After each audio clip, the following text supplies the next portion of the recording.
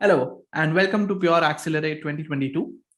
Good morning, good afternoon, and good evening. And thank you so much for joining me for this deep track session where we'll talk about how you can accelerate your path to production using VMware Tanzu and Portworx. My name is Bhavin Shah, and I'm a senior technical marketing manager with the Cloud Native Business Unit or the Portworx Business Unit at Pure Storage. And you can find me on different social media using those handles. As part of this presentation, we have a jam-packed agenda built for you for the next 30 to 45 minutes.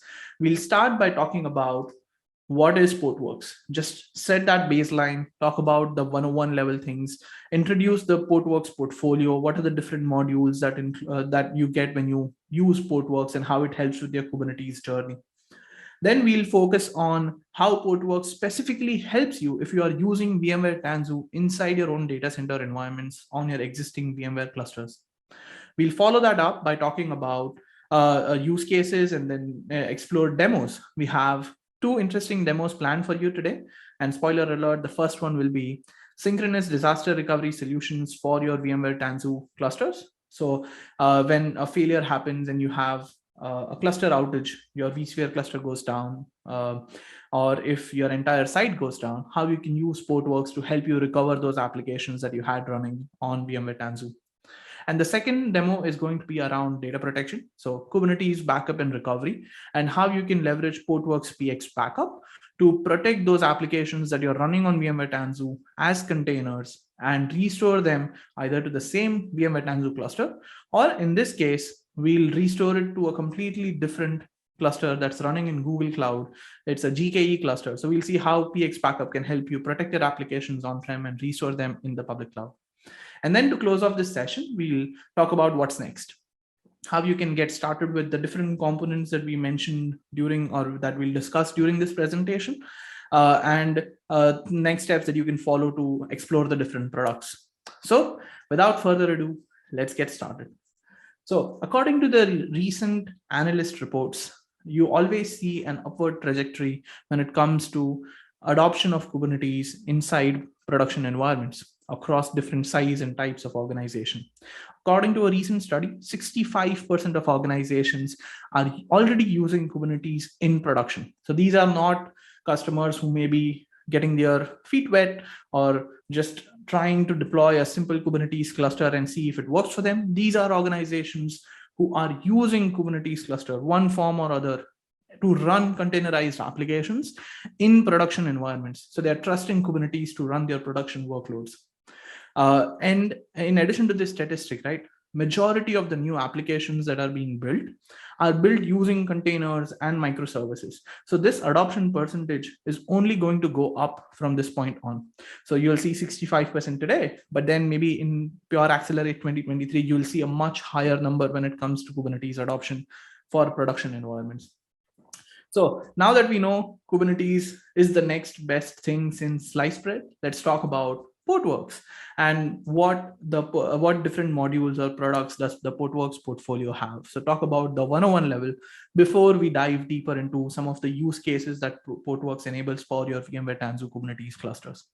So with Portworx, we provide the industry leading or #1 Kubernetes data platform. According to the GigaOM report last year, Portworx was categorized as the gold standard when it comes to Kubernetes storage and Kubernetes data management solution.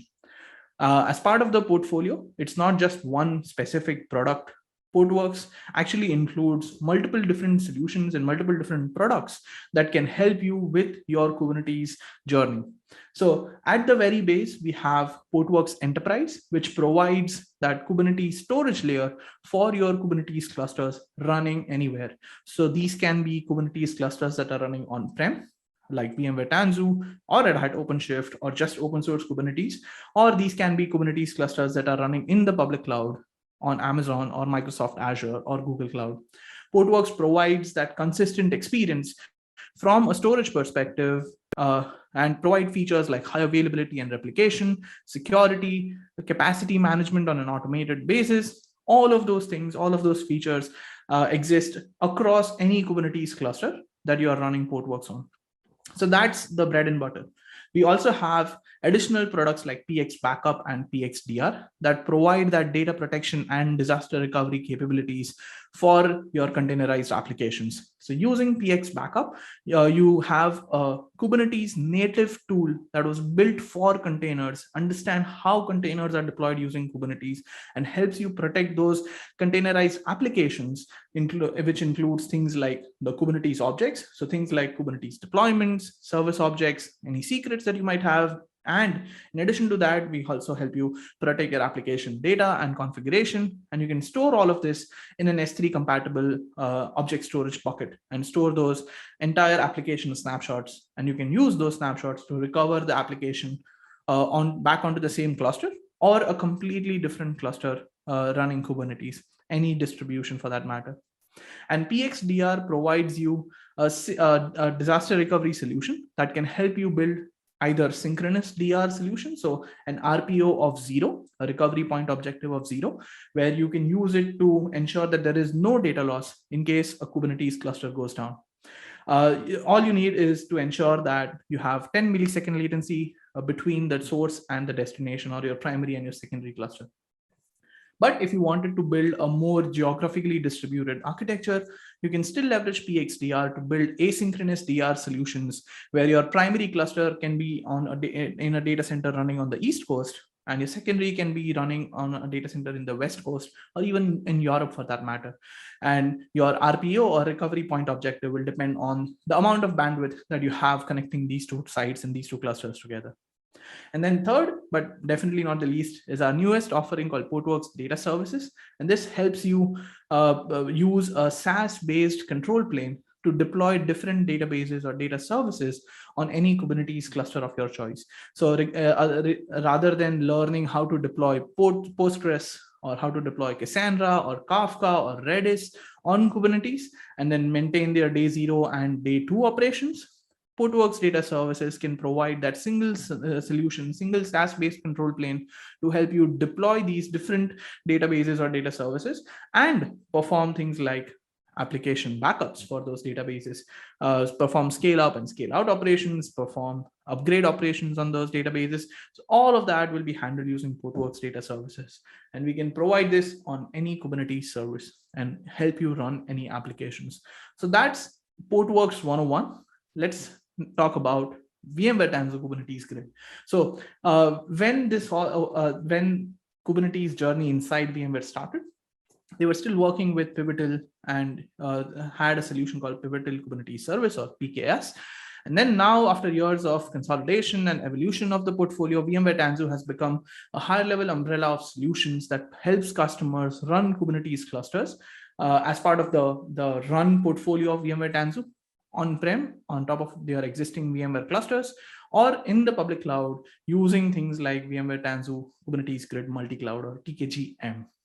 So TKG, or Tanzu Kubernetes Grid, provides simplified installation, automated multi-cluster operations, and integrated platform services, which enables organizations or the existing VMware customers to leverage their existing investments and resources to run Kubernetes clusters on top of the same vSphere cluster, manage it using the same vCenter interface, and run it on-prem or in the public cloud or at edge locations.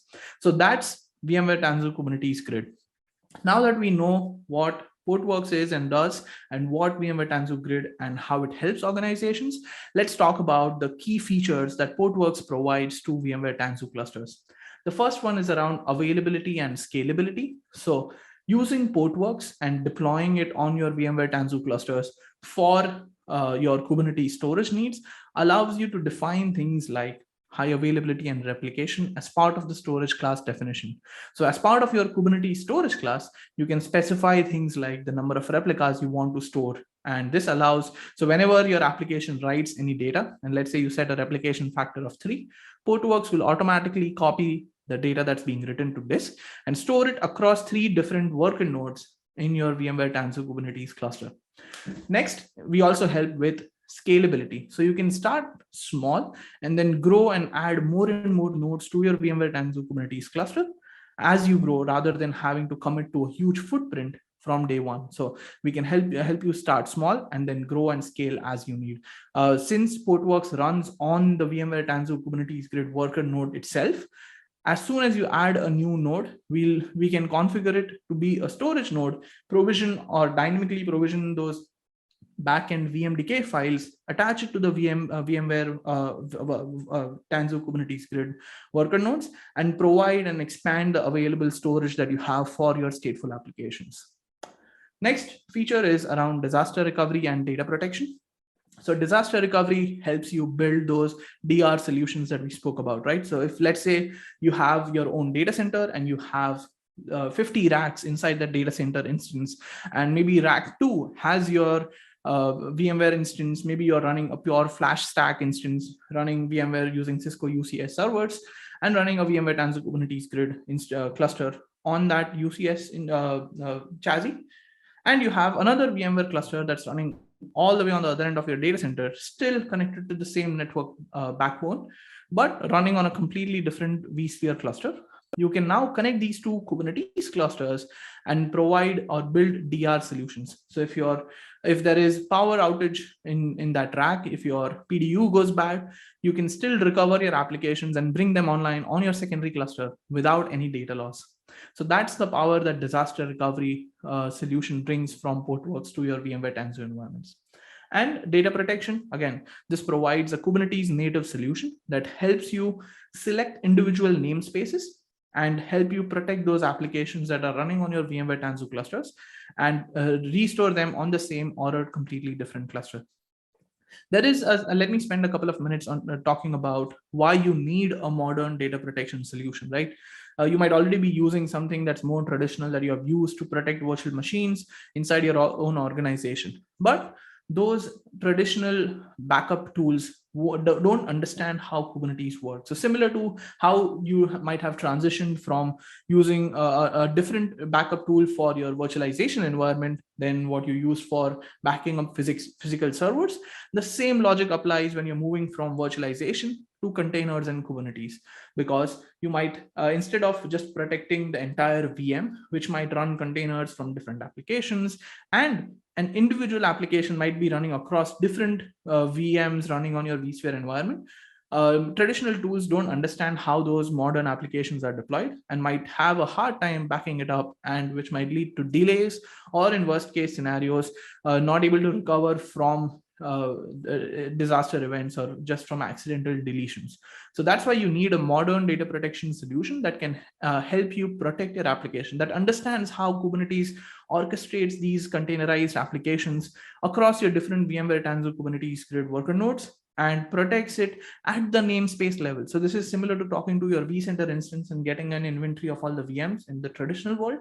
The modern data protection solution like PX Backup can talk to your Kubernetes API server, get a list of all the different namespaces, and help you select the applications that you want to protect as a whole unit. So that's data protection for VMware Tanzu. The next is reduced costs and operational overhead. I know we spoke about scalability a couple of minutes back, but from a capacity management perspective, I think all of us have gone through the journey where our VMDKs might have gotten full, which leads to, or a boot disk became too full, which leads to a VM going offline. The same thing applies for your containerized applications as well. Like if you're doing this manually, you might need to monitor your backend persistent volume that stateful applications in Kubernetes use, and monitor the utilization. And if you want to expand that volume based on the backend storage you're using, you might have to bring your application offline, expand that volume, and then bring your application online. So all of this is manual task. And imagine doing this at scale when you're running 65% of the organization when they are running Kubernetes in production, right? That's very difficult to do at scale. This is where Portworx Autopilot or PX Autopilot can help you, where we can provide a solution which will monitor your storage utilization both at the persistent volume level and at the storage pool level. And you can define if this then that policies that allow you to create rules in place or have rules in place where Portworx will monitor your storage utilization And if it exceeds the threshold that you have set as an administrator, we'll automatically expand the persistent volume or the underlying Portworx storage pool for you. So you don't have to do that manually and in the middle of the night, maybe. So that's where we help you reduce cost, because you can start small and then grow as needed, and also reduce the amount of operational overhead because you don't have to worry about capacity management anymore. And then the last point is around application portability. This is really important for customers who might have had development teams, maybe started developing applications using containers and running them in Amazon. And now, since the IT team has adopted Kubernetes, they want to bring those applications back. Even though Kubernetes provides that consistent orchestration layer, it doesn't provide an application portability solution. You might have to manually deploy those applications again and then figure out a way on migrating the data. There aren't any open source solutions that are available that can help you do all of this.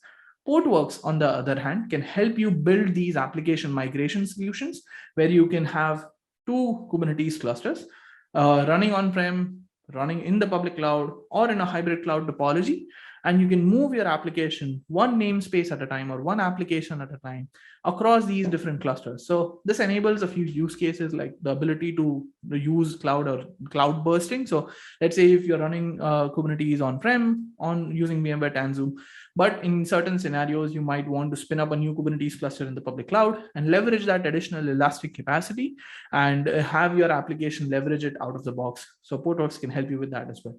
If you want a blue-green deployment model where you test out certain changes in a specific environment and you want to copy those in the remaining environment, you can use Portworx and the application portability features it provides to copy those changes between two different Kubernetes clusters.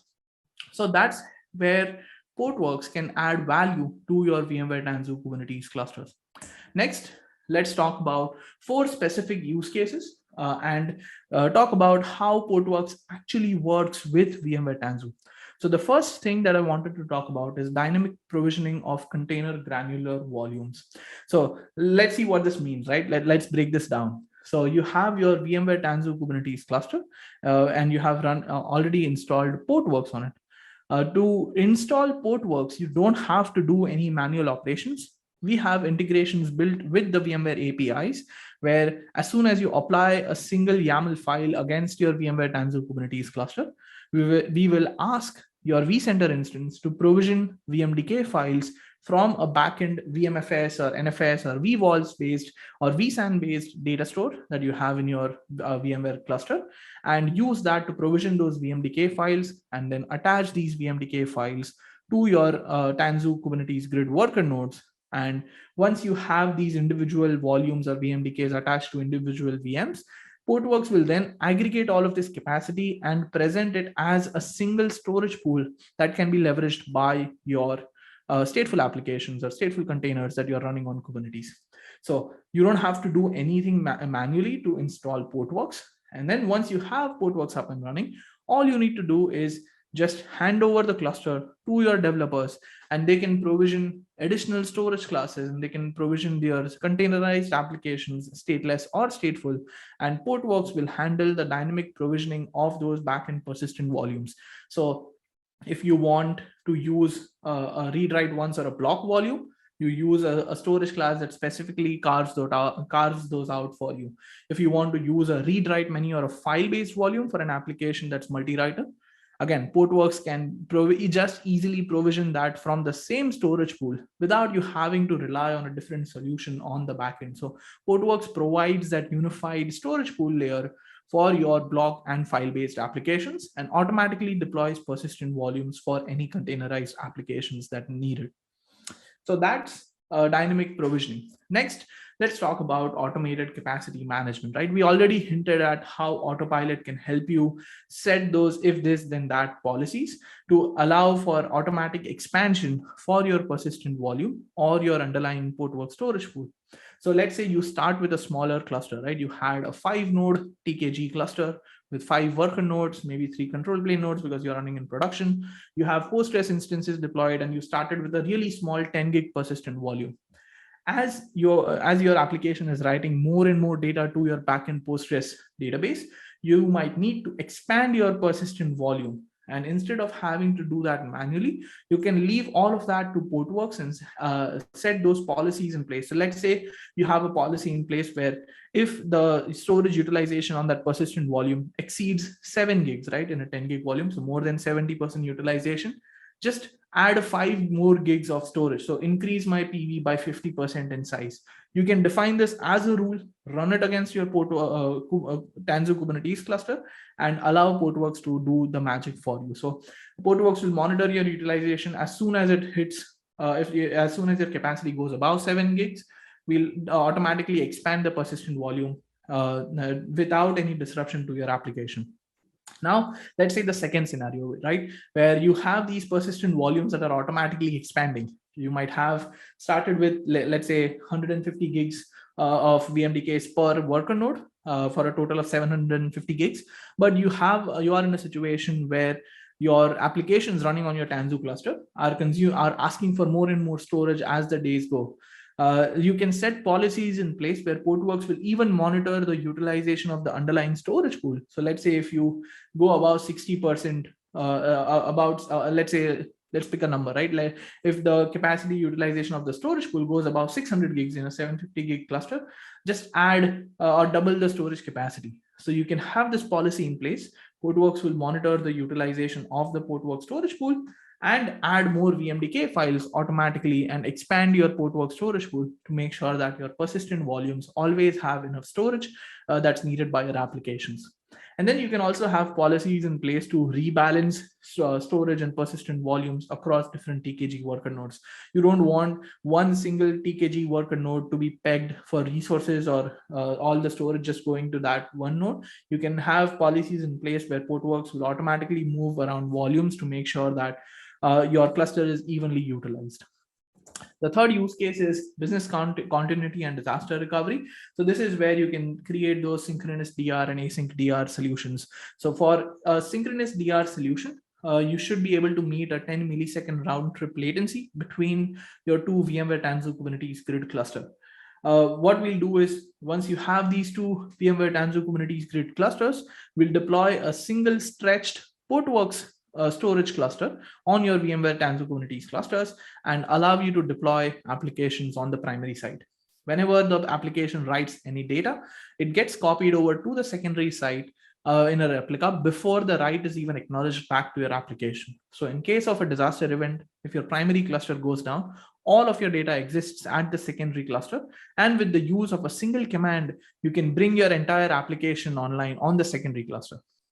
That's synchronous DR, enabling you to get a recovery point objective of 0 and a recovery time objective of just a few seconds. Next, we have async disaster recovery solutions as well. So this is two Kubernetes clusters with two Portworx storage clusters. And as part of the RPO setting or your migration schedule, you can set policies where we'll copy everything. So all your Kubernetes objects, all your application data, and move it at a specific interval from your primary to your secondary site or from your source to your destination cluster. So even if your primary cluster goes down, based on your RPO, you might only have a data loss. If your RPO was 10 minutes, if your schedule was set to 10 minutes, you might have a data loss of 10 minutes. And you can still bring your application online on the secondary side with a recovery time objective of, or RTO of a few seconds. So that's business continuity and disaster recovery for VMware Tanzu. Next, application consistent data protection. So we already spoke about why you need a modern data protection solution for your containerized applications or for your Kubernetes clusters. You also need that solution to understand application consistency. All of us have gone through this where we know that just having crash consistent backups are not enough. You need, for the distributed databases that are running on Kubernetes, like a Cassandra, for example, you need to make sure that all of those nodes write data and are in sync completely before that snapshot is taken. So Portworx PX backup allows you to set pre and post backup rules that run whenever a backup job is triggered to quiesce the IO before taking a snapshot, and then resumes the application once the snapshot is successfully completed. You can store these application backups on any S3 compatible backup repository. So let's say if you're running this on-prem, right, you might have a pure storage FlashBlade system, and you can configure an object storage bucket on your FlashBlade system to store these backup jobs. If you want to maintain an offsite copy, right? If you want to use AWS S3 or Azure Blob Storage for storing these application snapshots, you can configure those as backup endpoints as well inside PX Backup. And you can use PX Backup to perform these backup and restore operations. So you can use to, like, you can restore it to the same cluster, or you can restore it to a completely different Kubernetes cluster, maybe even running a different version of Kubernetes on a different distribution of Kubernetes. So that's how PX Backup can allow you protect your applications that are running on VMware Tanzu. So now let's get to the interesting part where we have those couple of demos planned for you. The first is synchronous disaster recovery. Second is data protection or Kubernetes backup and restore for your applications. For that, we have a couple of clips that we have pre-recorded for this recorded session. So let's switch to the demo where we talk about synchronous DR. As you can see, we have two Kubernetes cluster or two VMware Tanzu Kubernetes cluster. One on the left is our primary cluster. One on the right is our secondary cluster. Both of these clusters are running single control plane, 3 worker nodes, and are running across different vSphere clusters in my data center environment. I have already deployed, or I'm deploying Portworx on these VMware Tanzu Kubernetes clusters. So you can see that my Portworx storage cluster is now coming online. So you can see that these are containers are in container creating stage. Once the Portworx storage cluster is up and running on both these sites, again, since this is synchronous disaster recovery, it's a single stretched Portworx cluster across the two sites. So once these pods are up and running on both sides, what we can do is we can exec or log in or shell into one of those Portworx containers and use our CLI commands to validate that both of our sites are in sync and it's a stretch cluster. So if you do a cluster domain status, you can see that DC1, which is the primary cluster, and DC2, which is our secondary cluster, both are in sync. So anything that's written on the primary is right now, it's completely synced up to that destination site as well. Next, let's exec into one of these pods. So if you're familiar with the kubectl utility, you can use kubectl exec, the name of the pod, and then just log in and use our Portworx CLI or pixie-cuttle Portworx control CLI utility to do a pixie-cuttle status command. Here you can see you have 6 nodes. Even though your individual Kubernetes cluster had just 3 nodes, this is a stretched cluster. So you see 3 nodes from each VMware Tanzu Kubernetes grid. So you have your A cluster and your B cluster, your DC1 cluster and your DC2 cluster. Next, to set up the disaster recovery solution, right? What we need to do is we need to create a set of object storage credentials that help you store your snapshots or store your information in an object storage bucket while we try to copy data from one site to another. So once we create that, we can exit out of this and generate a cluster pair object on the destination. So one thing to note here is you always generate the cluster pair object on the destination side, but you apply that. So use the kubectl apply command on the source side. So we'll do a migration for an application that's running in a demo namespace. So for that, we'll do a storkctl generate cluster pair command in the demo namespace, and we'll give it the name Tanzu sync. We'll store all of that configuration that's generated in a simple YAML file called tanzusync.yaml. In this YAML file, you can update a couple of things where you can specify your storage options and stuff like that. But for a synchronous disaster recovery solution, the replication for your persistent volumes is handled at the Portworx storage layer. Now let's apply that file at the source side. So use kubectl apply -f tanzu sync.yaml. And once that's applied successfully, you can do a storkctl get cluster pair in the demo namespace to look at the status. Now we know that our persistent volumes are getting replicated immediately, but for our Kubernetes objects, we can create a schedule policy. So every minute, Portworx will basically copy all your Kubernetes objects, so your pods, your services, your deployment objects from your primary to your secondary site. So we apply that schedule policy. And then once it's applied, we create something called as a migration schedule. A migration schedule is the one that puts everything together. So a migration schedule allows you to select the cluster pair object that you just created, select the namespace that you are using to deploy your application, and then select the schedule policy that you just created to migrate your Kubernetes objects. Additional things include resources. So yes, we do want to copy everything, not just your application data, not just your persistent volumes. And we don't want to start applications on the secondary site immediately, because that will lead to application inconsistency, right? We only want the application to be running actively on the primary site.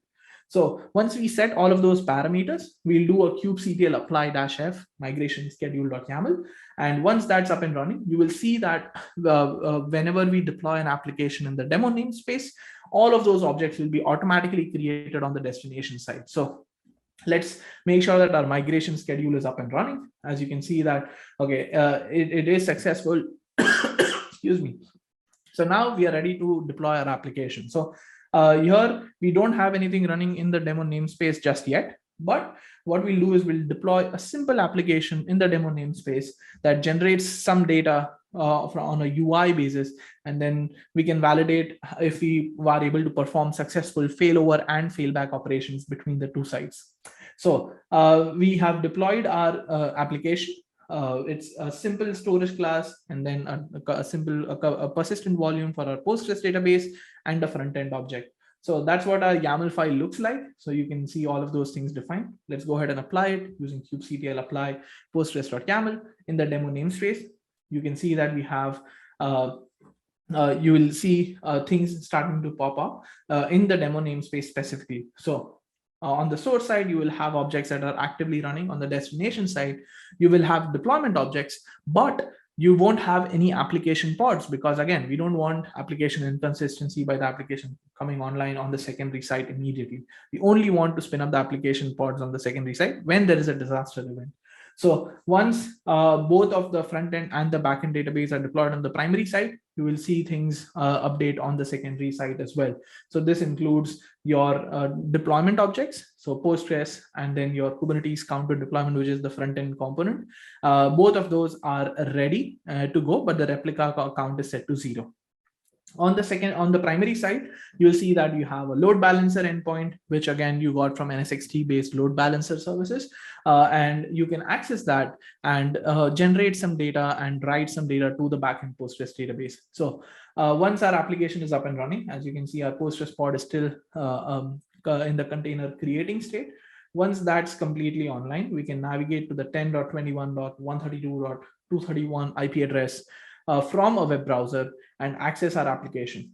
We can also monitor the migration, right? So any data that's written automatically gets copied over, and then every minute, because that's the scheduled policy we set, we copy data from our primary to our secondary site. So you can see that our operation or migration operation has been successful. Volumes are NA because again, that's handled at the Portworx level. The Kubernetes objects, 7 of those have been copied from DC1 to DC2.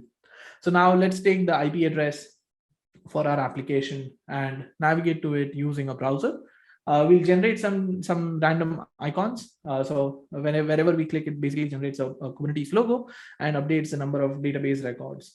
You can see that you have, if you do a kubectl get all, you'll see all the different objects, right? So now let's perform the failover operation from the source to the destination. So this means we have to, first of all, like I could have easily pulled the power cables from my primary cluster, but I wanted to simulate a disaster event. So what I'll do is I'll deactivate a cluster domain DC1. So this means that any data that's now being written on the source side won't get copied over. So when I simulate and bring down or scale down my application on my primary side, those changes won't be replicated at the secondary side. So once you deactivate, let's scale down the replica count to 0 for both the Postgres backend database and your front-end component. And once that's done, you will see that the application pods are in terminating state.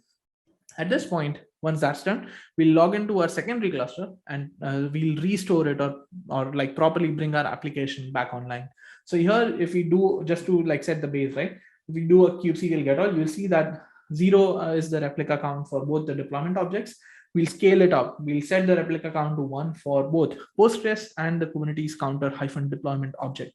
Once that's done, if you do a kubectl get all in the demo namespace, you will see that pods are now being created for you. We use the kubectl scale command in this case, but you could very well use storkctl activate migrations in the demo namespace to just have Portworx do these scale up operations. Once both of our application pods are up and running, we'll use the IP address for our destination cluster, navigate to it using a browser, and you can see that all of our 5 Kubernetes logos, the number of records, the placement on the web page are same, and we can start using the application again. So We added a couple of more logos. So number of database records is now set to 7, and we added new placements on the window. So that's failover, right? But failover is as good like when we are able to fail it back. So now let's see, my primary cluster is back online, and that's the cluster I want to use for my for running my application. So what we'll do is we'll perform a failback operation from DC2 to DC1. So what we'll do is we'll activate cluster domain DC1. So this means that since my DC2 was my primary site, it will now replicate all the changes that were made while primary site was offline onto the original primary site, which was DC1. And once both of those cluster domains are in sync, you can scale down your application on the secondary side and scale up the application on the primary side and perform that failback operation. So let's scale down the replica counts to 0 for both of our Postgres and Kubernetes counter deployment objects for in the demo namespace on the secondary cluster. Once that's done, you will see the pods in terminating state. And then once your application pods are offline, you can log into your primary cluster. You will see that both the domains are now in sync. And we'll scale the replica count to 1 on both of our deployment objects, the Postgres and Kubernetes counter deployment. This spins up those Kubernetes pods for you. And once the pods are up and running, we can navigate to the same NSXT load balancer IP address, which is 10.21.132.231. And if everything worked as expected, we should be able to see all the 7 different Kubernetes logos in the location that were in when the application was running on the secondary side. So we'll wait for our application pods to come online. So it goes through the pending to container creating to running state for both of our deployment objects. And once that's done, we can navigate to the front-end UI and validate that the failback operation was successful. So as you can see, both of our Postgres and Kubernetes counter deployment pods are up and running. Let's do a get all and fetch the IP address, which is the same in this case. So let's navigate to it. And as you can see, when we failed over, there were only 5 records, but when we failed back, we now have 7 records on the DC1 site, which is now the new primary again. So that's how easy it is to use Portworx to perform the failover and failback operations in a synchronous disaster recovery solution for an RPA of 0 across 2 different VMware Tanzu Kubernetes cluster. So that was demo 1. Next, let's look at demo 2, where we have a VMware Tanzu Kubernetes grid cluster running a simple application again. And we have PX backup installed, where we have connected the VMware Tanzu Kubernetes grid cluster, and we have connected a Google Kubernetes Engine or GKE cluster. So we'll perform a backup and restore operations from on-prem to a public cloud instance. So you can see that we have different nodes running as part of our VMware Tanzu Kubernetes clusters. If you look at the storage from the Octant UI, you will see all the different Portworx storage classes configured. Portworx SC is the storage class that I'm using for my application right now. And if I look at specific namespaces and select my demo namespace, which has the application running, you'll see we have the same. It's the same application for the demo. So Postgres and Kubernetes counter deployment. And we have a different IP address from NSXT this time, which we'll use to generate some data and store it against our application. So you can see we have 4 different locations. We are adding more logos, which adds more database records in our Postgres database. And now that we have an application that has some data, some stateful application, we can now perform a backup and recovery operation.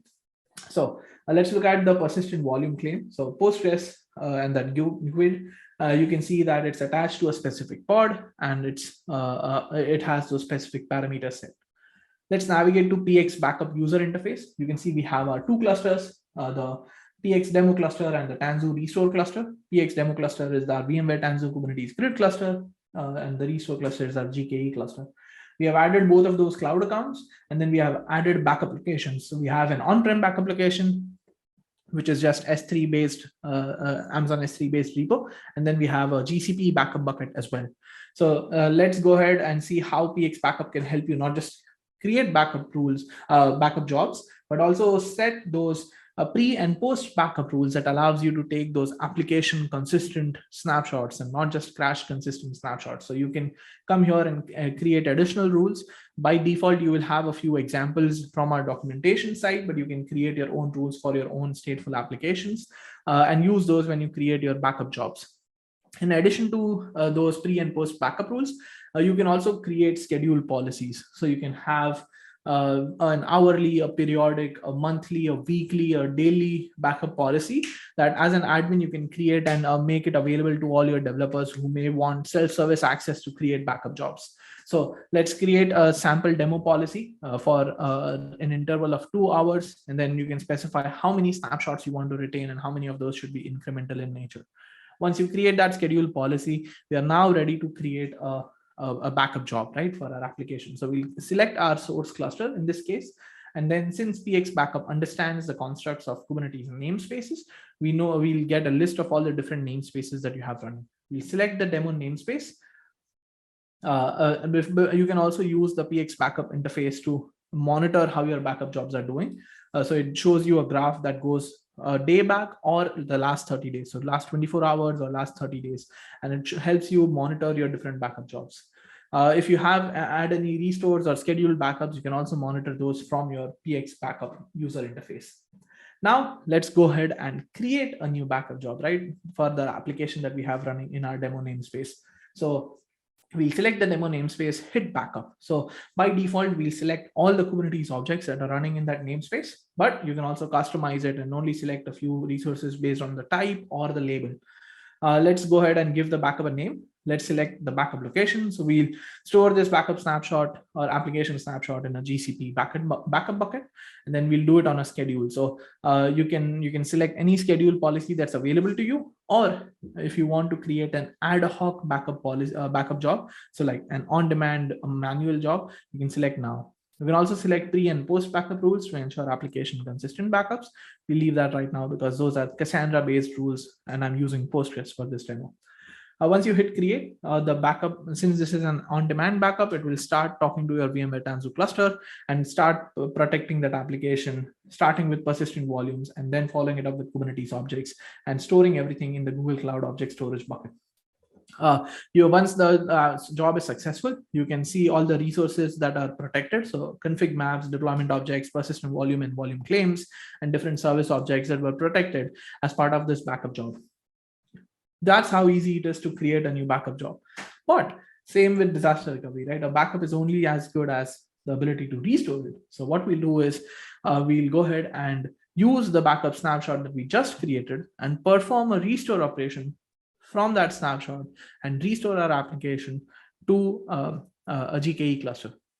We'll give our restore job a name. So let's do a demo restore -GCP.